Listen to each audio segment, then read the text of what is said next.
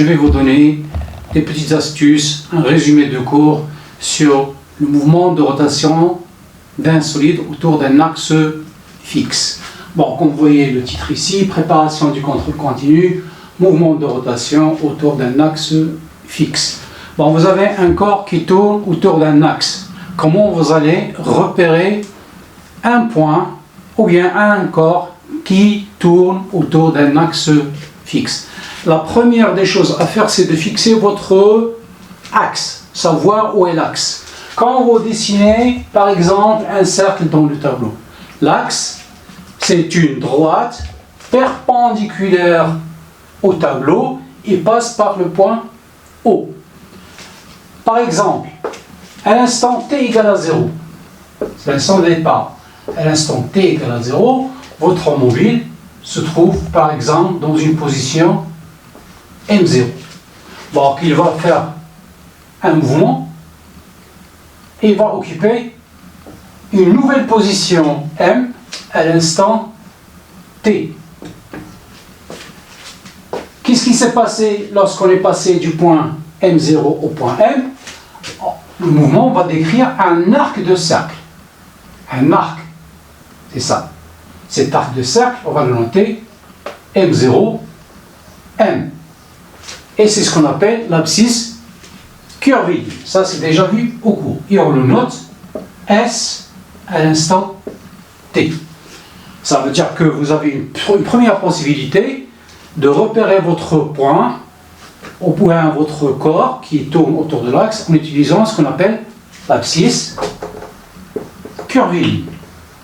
Abscisse curviligne. Deuxième façon de faire la chose, bon, j'ai essayé de faire les deux parce qu'on a deux possibilités, l'abscisse curviligne et l'abscisse angulaire. J'ai fait deux schémas pour pouvoir résumer les situations de chaque côté. Bon, je reprends. Là, vous avez la position M0 à l'instant T0, T égale à 0, et là, la position M à l'instant T. Et on a décrit que votre corps a décrit, on a dit que le corps va décrire un arc de cercle. Donc on peut positionner, chercher la position du mobile en utilisant l'arc. Deuxième possibilité, regardez ici, vous avez un rayon OM0, le rayon OM0 va décrire un angle, et il va devenir l'angle OM. Ça veut dire que vous avez une deuxième possibilité de repérer votre point, c'est d'utiliser l'angle qu'on appelle l'angle θ, et on le note comme ça. Qu'est-ce que c'est que θ? θ, c'est tout simplement l'angle entre la position OM0 et la position OM. Et ça, on l'appelle abscisse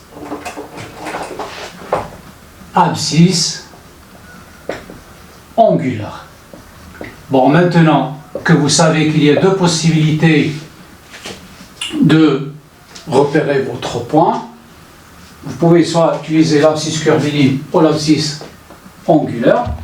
On suppose est-ce qu'il y a une relation entre les deux. Bien sûr qu'il y a une relation entre les deux. C'est déjà vu dans le cours. S à l'instant T, c'est tout simplement le rayon fois θ à l'instant T. Ça, c'est la première relation que vous deviez apprendre. Bon, mathématiquement, comment on représente ce qu'on appelle l'équation horaire? Comment vous allez écrire ici équation horaire? Équation horaire. Quand on dit équation horaire, c'est tout simplement relier l'abscisse qui est l'arc avec le temps. Et on écrit en physique S de t. Bon, ça c'est déjà vu aussi, je vous fais un petit rappel. S à l'instant t, ça va s'écrire Vt plus S0. Qu'est-ce que c'est que V? V, c'est la vitesse linéaire. Vitesse linéaire. C'est-à-dire V s'exprime en mètres par seconde. C'est une distance sur un temps. C'est l'arc sur le temps. Alors que S0, c'est ce qu'on appelle l'abscisse à l'origine des temps. S0, abscisse curviligne à l'instant t égale 0. Bon, de même, comment vous allez maintenant utiliser l'équation horaire?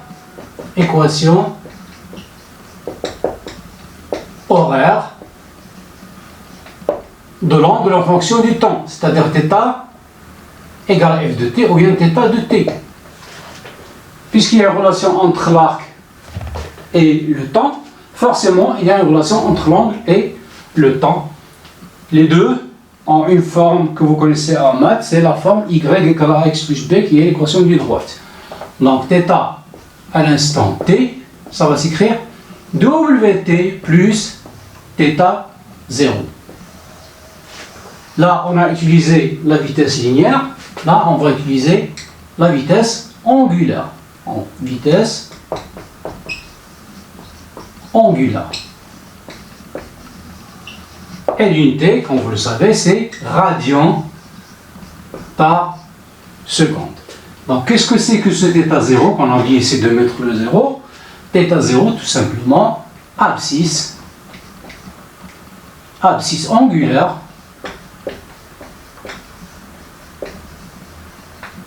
à l'instant t égale 0. Bon, ce sont des trucs que vous devez connaître parfaitement. On continue toujours. Donc on va libérer un peu l'espace dans ce tableau. On va utiliser tout simplement les deux cas. Bon, on va reprendre pour chacune, soit pour l'abscisse angulaire ou bien l'abscisse curviligne, puisqu'on doit connaître aussi comment représenter cette fonction qui est une droite. Bon, si vous représentez les abscisses curvilignes S en mètres, et là vous avez l'axe du temps par exemple en secondes, on a utilisé le système international, vous allez trouver que c'est une relation de proportionnalité et qui vous donne une droite. Où est la valeur S0 de notre équation? C'est ça, S0. C'est-à-dire ça c'est 0, l'instant t égale à 0. Votre S va prendre une valeur qu'on note S0.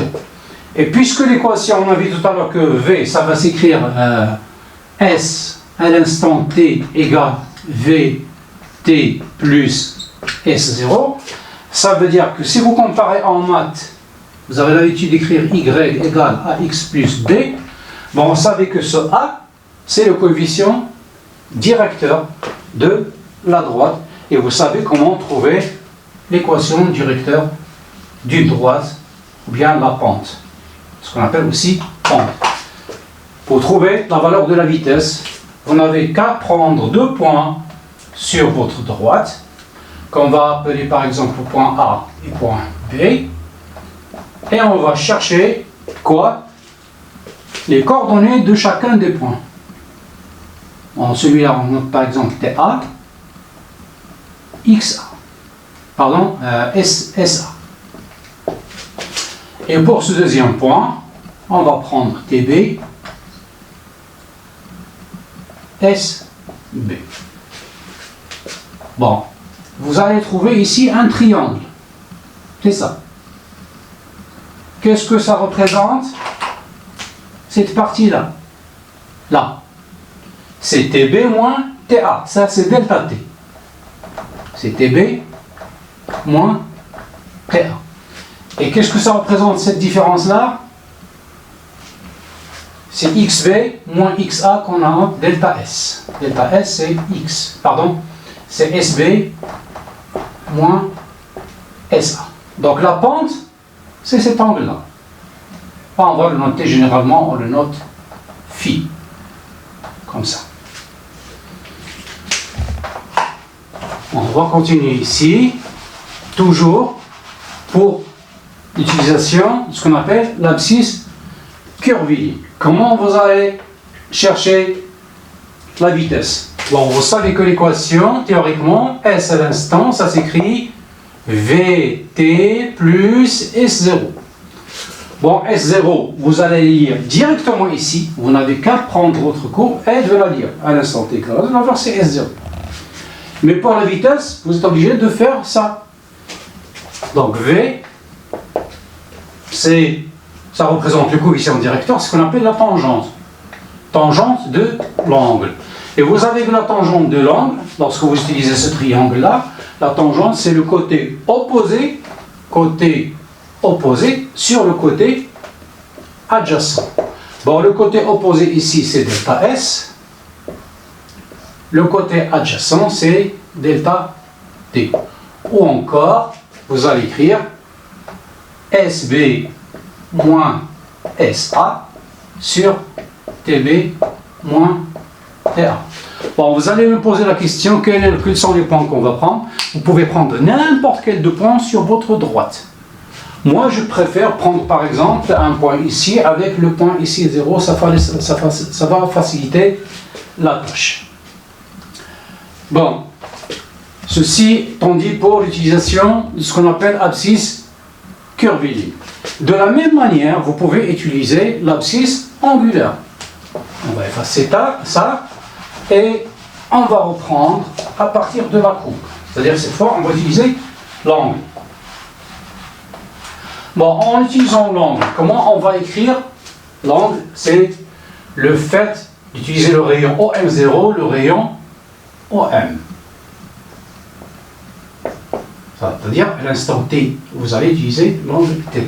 Donc, θ à l'instant T, ça va s'écrire, comme on a dit, WT plus θ0, qui a la forme mathématique Y égale AX plus B, où A, c'est le coefficient directeur, donc ici, W, ça va représenter le coefficient directeur de votre droite.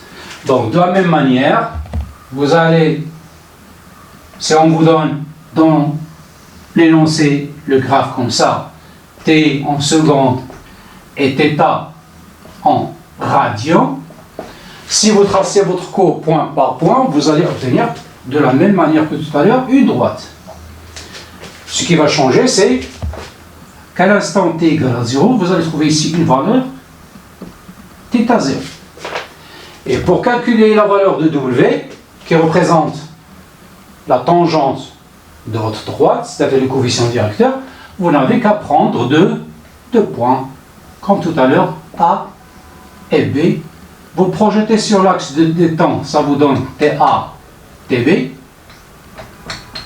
Et vous projetez sur l'axe des ordonnées, ça vous donne θA et θB.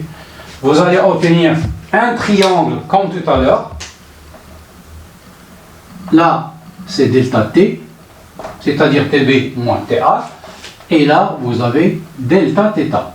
Delta θ, c'est-à-dire θ au point B moins θ au point A. Alors qu'ici, vous avez CTB, toujours TB moins TA. Bon, pour calculer votre angle, vous n'avez qu'à appliquer W, c'est la tangente de l'angle phi. Où est cet angle ici? C'est ça, l'angle. C'est toujours le côté opposé sur le côté adjacent. Et ça vous donne delta θ sur delta T, que vous pouvez écrire θB moins θA sur TB moins TA. Cette différence-là est exprimée en radian. Celle-là est exprimée en seconde. Donc W, c'est radian par seconde. Bon, quelles sont les autres relations sur lesquelles vous pouvez insister et retenir parfaitement? Je vais faire un petit rappel sur les choses importantes à ne pas oublier. Bon, on a dit qu'il y a une relation entre l'abscisse curviligne et l'abscisse angulaire. Et on a écrit que S à l'instant T, c'est R fois θ au même instant T. Ça, c'est l'abscisse curviligne.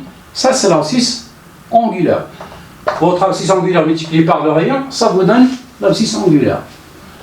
Bon, pour les unités, là, c'est en mètres. Là, c'est en radian. là c'est en mètres. Bon, vous allez me dire que c'est pas homogène. Donc, je vous ai dit tout dans le cours, il faut toujours le radian vous prendre par comme si vous avez 1.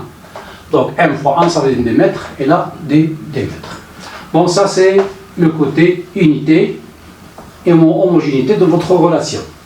Bon, comment on va passer maintenant aux vitesses?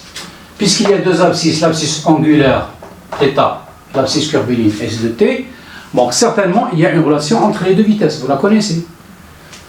Si on divise dans cette égalité ce membre-là par delta t et celui-là par delta t, l'égalité ne change pas. Qu'est-ce que ça représente S de t sur delta t? C'est mètres par seconde. Bon, automatiquement, c'est quoi? C'est tout simplement la vitesse. Mais quelle vitesse? La vitesse linéaire. Elle s'exprime en mètres par seconde. Et cette quantité-là, ça représente quoi? Un angle sur un temps. Radian par seconde. Donc c'est tout simplement la vitesse angulaire. Donc ici, on peut écrire R fois θ. Ça, c'est une relation importante à connaître. On a parlé aussi de la période et la fréquence. Période, fréquence. Qu'est-ce que c'est qu'une période lorsqu'il s'agit d'un mouvement circulaire uniforme? La période, c'est un temps. C'est juste le temps nécessaire pour effectuer un tour complet. C'est-à-dire lorsque votre mobile fait un tour complet, le temps correspondant à ce tour, le temps, je dis, le temps, c'est la période. On va essayer d'apprendre ça par cœur. La période, c'est le temps nécessaire pour effectuer un tour complet et on le note T. Qu'est-ce que c'est que la fréquence? La fréquence, c'est tout simplement le nombre de tours par seconde. Si vous réduisez votre temps à 1 seconde, vous comptez le nombre de tours en 1 seconde, ça représente la fréquence. Bon, généralement, on a notre F ou bien N. Bon, on va prendre F. Est-ce qu'il y a une relation entre les deux? Bien sûr, il y a une relation que vous connaissez, c'est-à-dire que T est égal à 1 sur F. Et F est égal à 1 sur T. Qu'est-ce qu'on doit connaître aussi dans ce cours? C'est comment exprimer cette période. Est-ce qu'il y a une relation entre la période et la vitesse angulaire? Je vous donne l'astuce. Qu'est-ce que c'est que la vitesse angulaire? C'est un angle, delta θ, sur delta t. Delta, c'est ce qu'on appelle l'angle. Bon, quand vous faites un tour, ça fait 360 degrés. Et 360 degrés, c'est l'équivalent de 2π radian. Ça veut dire, un tour, c'est 2π radian. 2π radian fois 2, ça veut dire 2 fois le tour. Comment on va exprimer delta t? On va l'exprimer tout simplement 2π fois n. Petit n ici, ça représente quoi? Ça représente tout simplement le nombre de tours. Alors, votre vitesse, vous pouvez l'écrire d'une manière générale, c'est l'angle sur le temps, c'est 2π n sur delta t. Et vous avez le cas, ça c'est le cas général, quel que soit le nombre de tours, un tour complet, un quart de tour, un demi-tour, etc. Mais le cas particulier, est-ce que la vitesse angulaire change lorsqu'il s'agit d'un mouvement circulaire uniforme? On a vu que dans le mouvement circulaire uniforme, la vitesse garde sa valeur, c'est-à-dire elle est constante. Cette valeur ne change pas. Bon, je prends le cas particulier de cette vitesse, c'est-à-dire lorsque je fais un tour complet. Ce tour complet, je le fais combien de temps? Je le fais tout simplement dans ce qu'on appelle une période. Dans ce cas, delta t, ça va prendre la valeur t. Alors, comment je vais écrire là? 2π, je ne change pas. 2π fois combien de tours? Un tour fois 1. Ça veut dire que je peux exprimer ma vitesse avec la relation 2π sur t. Bon, vous avez la relation W égale 2pi sur T. Ce qui vous donne que T est égal à 2pi sur W. Bon, si vous voulez vérifier que c'est juste, vous n'avez qu'à rechercher l'homogénéité de votre équation. Donc là, c'est radian. Ça, c'est seconde. Donc le résultat, radian par seconde. Donc c'est homogène. Si vous voulez le temps, ça c'est radian. Ça c'est le radian par seconde. Bon, radian par seconde, ça veut dire que radian avec radian, ça va s'en va. Et ça vaut ici des secondes. Y a-t-il une relation aussi entre la vitesse angulaire et la fréquence? Bien sûr que oui. Bon, vous avez W égale 2pi sur T, que vous pouvez écrire 2pi fois 1 sur T. Et qu'est-ce que c'est 1 sur T? C'est tout simplement F. Donc c'est 2pi F. Donc W égale 2pi fois F. Bon, il reste une chose dont on n'a pas parlé, c'est la vitesse moyenne et la vitesse instantanée. Comment on peut faire la différence entre les deux? Quand est-ce qu'on va parler de la vitesse instantanée et la vitesse moyenne? Vous avez, par exemple, un corps qui tourne autour de l'axe. Donc là, pour repérer le point, maintenant on sait que nous avons deux possibilités, soit d'utiliser l'abscisse curviligne, soit l'abscisse angulaire. Bon, utilisons par exemple l'abscisse curviligne. Si je prends ici l'instant t égale 0, je prends la position m0. Si je prends la position m1 à l'instant t1, et là, la position T2, la position M2 à l'instant T2. Quand mon corps, ou mon point fait cet arc de cercle, il passe de M1 à M2. Bon, je pars ici d'un point de départ et un point d'arrivée. On va parler ici de la vitesse moyenne. La vitesse moyenne, ça sera tout simplement l'arc M1, M2 sur T2 moins T1. Donc ça, c'est la vitesse moyenne quand on parle de M1 à M2. Mais si je veux, par exemple, dans cette position-là, la vitesse dans un point bien précis, ce n'est pas la vitesse moyenne. C'est la vitesse instantanée. Qu'est-ce qui va changer? On va écrire V instantané. Bon, imaginons que vous avez par exemple, pour bien comprendre ça, vous allez faire l'analogie avec ce qui a été fait au tronc commun. Bon, on vous donne par exemple un mouvement circulaire. Bon. Je prends ici un cercle. Et je prends des points M0, M1, M2, M3, M4, etc. Ça, c'est le sens de rotation autour de l'axe qui passe par le centre perpendiculaire au tableau. Bon, si je veux la vitesse, par exemple, ici, ce qu'on appelle la vitesse instantanée, que je vais noter V2. Là, je vais utiliser ce qu'on appelle la méthode d'encadrement. Qu'est-ce que c'est l'encadrement? C'est de chercher la position juste avant M2 et la position juste après M2. Et vous allez encadrer votre point. Vous allez prendre cette distance-là. Là, c'est M1, M3. Bon, on va prendre M1, M3, cet arc, M1 sur M3, et on divise par le temps correspondant. Pour passer de M1 à M2, on a utilisé par exemple un temps tau égale 20 millisecondes par exemple. Et si le mouvement est uniforme, on va trouver que pour passer de M2 à M2, le même temps Ça veut dire qu'on a utilisé tout deux fois. Donc on va écrire ici ou bien T3 moins T1, ou bien encore on va écrire M1, M3 sur 2. C'est exactement comme le travail qui a été fait en tronc commun.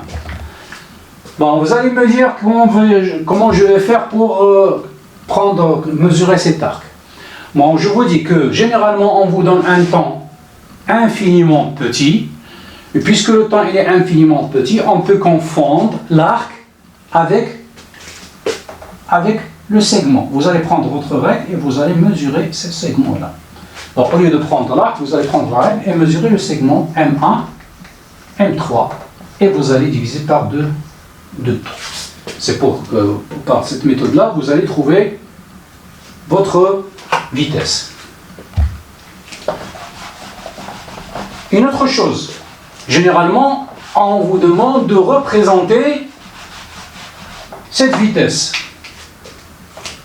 Bon, je reprends ici par exemple, ça c'est le mouvement. Je reprends les points M0, M1, M2, M3, etc. Bon, par exemple, vous avez fait le calcul ici et vous avez trouvé que votre vitesse V est égale à 2 mètres par seconde. C'est-à-dire, après avoir fait le travail, vous avez trouvé une valeur comme ça. Et on vous demande dans la question comment représenter le vecteur vitesse instantané au point M2. Qu'est-ce que vous allez faire? Puisque vous avez déjà la valeur, vous allez directement sur votre point et vous allez tracer ce qu'on appelle la tangente. Ça c'est le rayon, passons par M2. Vous allez prendre votre règle et vous allez tracer la perpendiculaire au rayon qui passe par le point M2. Ça c'est ce qu'on appelle la tangente. Sur cette tangente, vous allez représenter un vecteur qui représente la vitesse V2. Mais avant ça, il faut prendre une échelle. Vous allez chercher échelle. Par exemple, 1 cm représente 1 mètre par seconde. Dans ce cas, combien vous allez prendre comme longueur pour le vecteur? Vous allez prendre 2 cm. Vous allez sur votre point et vous allez prendre 1 cm, 2 cm et vous tracez sur cette droite un vecteur dont la longueur est 2 cm et vous notez V2. Ça représente la vitesse instantanée point V2. Bon, je crois que l'essentiel a été dit. Essayez de vous focaliser sur les relations importantes et de les appliquer dans vos exercices. La prochaine fois, on va travailler des exercices ensemble pour bien préparer notre contrôle. Merci et à la prochaine séance, Inch'Allah.